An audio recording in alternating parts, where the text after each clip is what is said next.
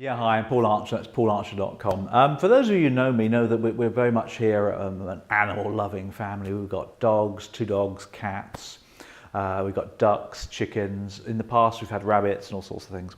And right now the chickens and the ducks are taking precedence because my wife has moved their pen, got some new housing for them, and they're laying great eggs. We get 9 or 10 eggs a day, so if anybody wants some eggs, come on round. But the point I'm making here, though, is there is a connection between my chickens and prospecting for new business, which relates, of course, to these percentages, which I'll show you in a second. Now, if you leave it to nature, then hen and cockerel will do their thing. We've got a couple of cockerels out there. You can probably hear them every now and then, ducks as well. They will do their thing as nature requires, and they will have lots of babies.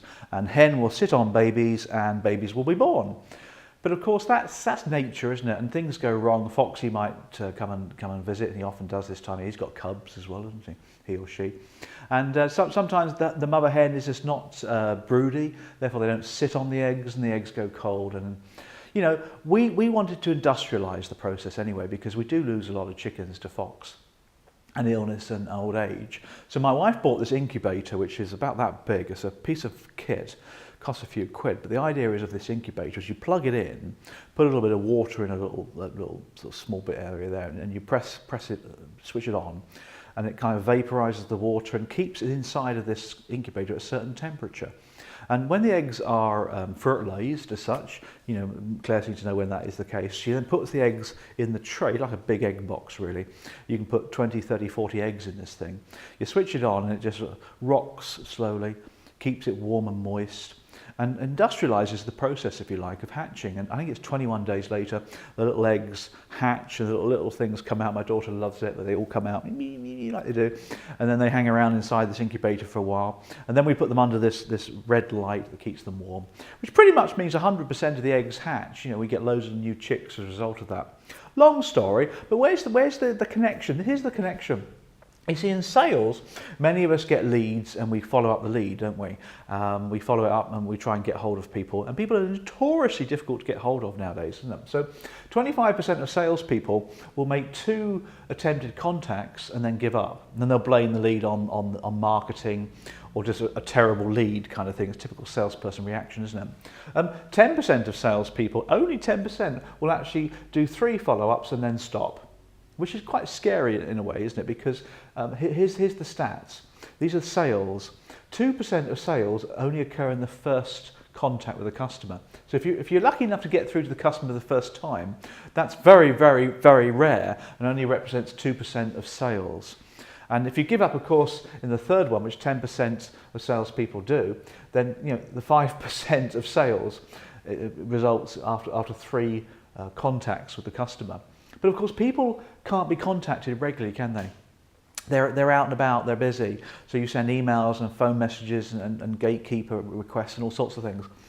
But if a salesperson continues to have a go between the 5th and the 12th contact with the customer, 80% of selling is done in those areas. So the moral of the facts is that you do need to keep contacting customers.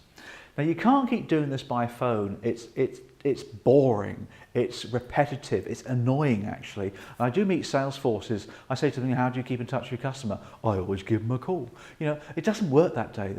We're in a modern world now. So what you want to do is get yourself a decent incubator, like my chickens, a decent CRM system. You can go the whole hog, or you can spend £10 a month. What's that? Nimble. I use Nimble, which is a brilliant CRM system. And set up automated follow-ups. So obviously phone calls, sending them emails, weekly video tips, which I do, a link to your YouTube channel, send them a white paper. You can do a webinar if you want to, invite them to a webinar, send them a copy of your book, send them an article, which is a bit old hat nowadays, or links to articles if you want to. Do lots of variety. Build this into your incubator. When I have a customer for the first time, I build them in, you know, each week they send me a sales tip, and I send them this, that and the other. I keep in touch with them because I know that business isn't going to happen to around the 10th or 12th contact. And when people do eventually take my call or often contact me, they turn around and say, look Paul, we already know you and what you're all about, therefore we're happy to do business with you. So that's the connection really, that's the metaphor with the chickens and the incubator, and my daughter can't wait for these little chicks to be born, and it really is a scrumptious thing. This little yellow thing pops out the shell, and welcome to the new life as well. Maybe I'll record it next time and put it on one of these video tips. Hope you found that useful. My name's Paul Archer, paularcher.com.